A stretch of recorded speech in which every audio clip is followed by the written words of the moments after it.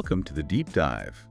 Today we're sifting through all sorts of things, articles, studies, just our own observations, really, to bring you insights into what makes us, well, us, and today. We're diving into something I think everyone experiences, but, doesn't really talk about. Yes. Things we all do, but never admit. The goal here, our mission for this deep dive, is to kind of lay these shared secrets bare. Exactly. Help you realize maybe we're all a bit more similar than we think. Right. These aren't just like random little quirks. They're almost this quiet choreography of being human, Yeah. Those moments you think, oh, that's just me. But actually, it's part of this huge unspoken playbook we all seem to have. So we're aiming to explore that tension between our private selves and the face we show the world.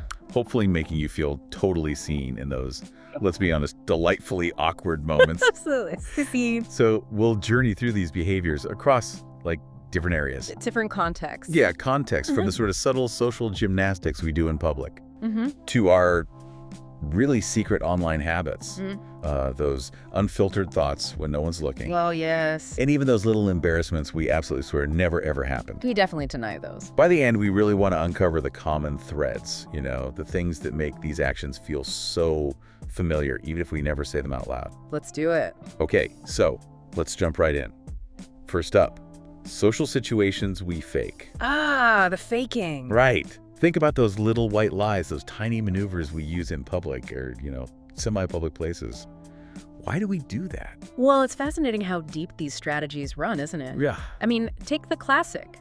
Pretending to be on the phone to avoid someone. Oh, yeah. Done that? We all have. Yeah. Or telling someone I'm on my way Wait. when, let's be real, you haven't even brushed your teeth yet. Guilty. So guilty. What strikes me is just the amount of emotional effort we put into managing these things. Yeah. We're usually trying to avoid conflict or maybe dodge an obligation or just, keep up appearances, seem punctual, seem engaged. Oh, absolutely. And then there's the art of ignoring a call. While staring right at the phone. Exactly. Staring right at it, buzzing away, then texting back, "So sorry, I missed your call." Smooth.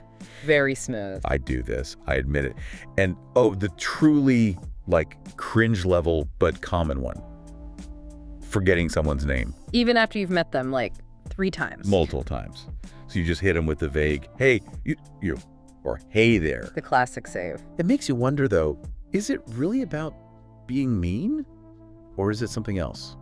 No, I don't think it's malice generally. From a broader perspective, these are often just subconscious attempts to handle discomfort or just maintain some sense of control in social situations. It's less about actually deceiving the other person. And more about. More about protecting ourselves, managing our image, presenting the version of us we think is more acceptable or less vulnerable. But it does raise a good question. What's the actual cost of all this constant social performing on our real selves? Yeah, that's a really heavy question, actually. Or worth thinking about. And speaking of performance, let's pivot to the digital world. Because the internet, it's given us a whole new playground for these unspoken habits. Oh, absolutely. A whole new stage. So now we're diving into online behavior nobody admits. The screen kind of acts like a one-way mirror, doesn't it? Allows for different kinds of hidden stuff. It really does. And that digital space, with its layer of anonymity and this huge emphasis on presenting a curated self. Yeah, the curation. It just amplifies certain anxieties. Think about rereading old chats. WhatsApp, Messenger, whatever. Oh, God, yes. Reading chapters from some weird novel about your own life. Exactly. And it's not just simple nostalgia. It's often this deep dive back into past feelings, maybe looking for reassurance or revisiting a connection or even just replaying something you wish you'd handled differently. And the absolute universal terror of scrolling too far back on someone's profile. Oh, no. And accidentally liking a photo from 3 years ago. That mini heart attack. It's practically an online initiation, right? It really is. Or, okay, how about this? Creating this entire elaborate fake scenario in your head before you send some really bold message, and then you just don't send it at all. All that mental energy for nothing. Total chicken out. Yeah. And maybe the biggest digital walk of shame for some. Yeah. Deleting a post because it didn't get enough likes. Oof. Yeah. And then just pretending it never even happened. Vanished.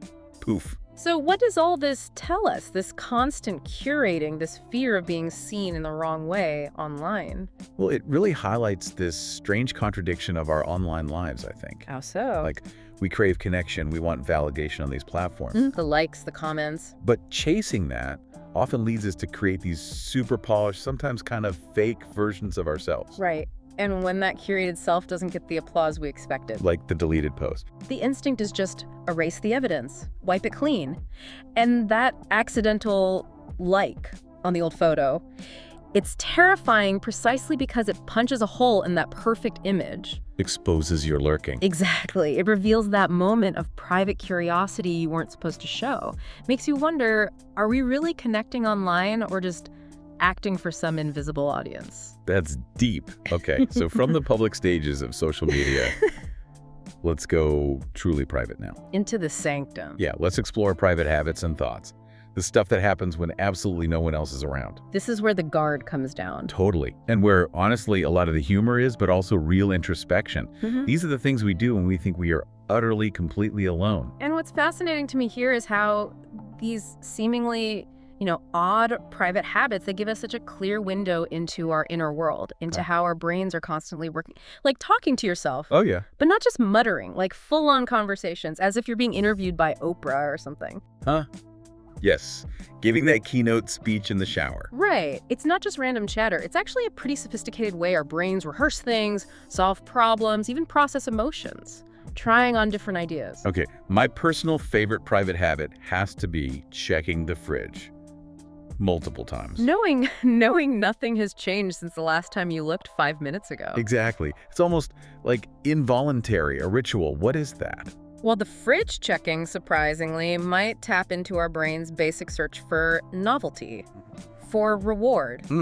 It's like a modern, very low-stakes version of our ancestors foraging for food, even if it's just hoping for a new angle on last night's leftovers. Wow, okay. Foraging for leftovers, I like that. And then there's the intentional feels trip. Watching sad videos on purpose just to, quote, feel something. Yeah. And then, full-on crying like you're the star of a melodrama. Done that. We've probably all done that. It serves a purpose, though. Yeah, it can be a safe, controlled way to release emotions. You get to experience these intense feelings, but without any real-world drama or consequences. It's almost like an emotional workout. An emotional workout, okay? And the last one, in this zone, making up brilliant comebacks. Not the best ones. For arguments that happened, like, years ago. In the shower, usually. Usually in the shower, yes. So what's our brain doing there? Well, that's often our mind trying to re-script the past. It's trying to win the old fight. Sort of. Seeking a sense of control or maybe closure that we didn't get in the moment. It's actually a pretty powerful form of mental processing. Learning from it, maybe? Okay, fascinating stuff happening when we think no one's looking.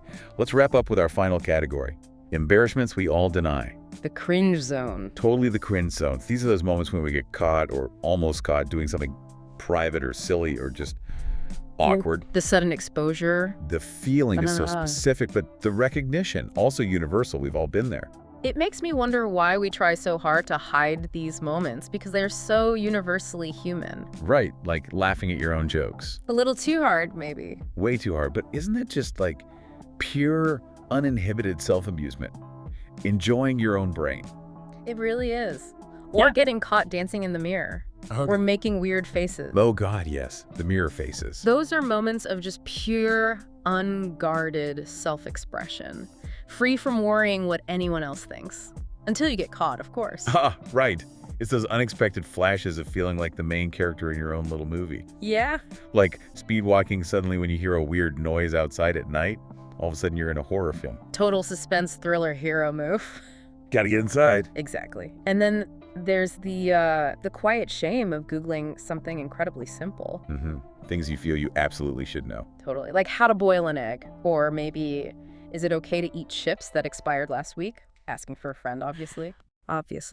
So what does denying these little things, these silly moments, tell us about our shared vulnerability? That's a good question. What's the insight here? Well, zooming out, these minor embarrassments, these silly acts, they're truly part of being human. Yeah. They reflect our need for privacy, sometimes our need for comfort, and sometimes Honestly, just plain curiosity. Like the expired chips query. Exactly. We all have these unguarded moments, these vulnerabilities, these little self-indulgences.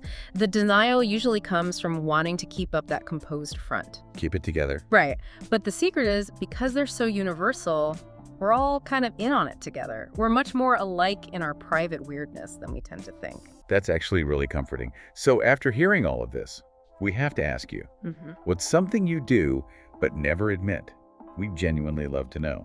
Head over to our website, thedeepdive.com, and share your most relatable secret. Go on, be brave. We might even feature some in a future deep dive. You never know. But come on, let's be honest with ourselves for a second. If you listened to all that and didn't relate to at least like 5 of those things, I think you might be holding back just a little bit. Or maybe, just maybe, you're not quite ready to admit it yet. Fair enough. But don't worry, we're all probably doing it anyway, admit it or not. We really hope this deep dive made you feel, I don't know, a little less alone in your own quirks. A little more connected. Yeah, and a lot more connected to this wonderfully messy, complex thing we call the human experience. Because what does it really say about us? That our most private, sometimes seemingly embarrassing moments are actually the very things that kind of bind us all together. That's the big question, isn't it? Something to think about until our next deep dive.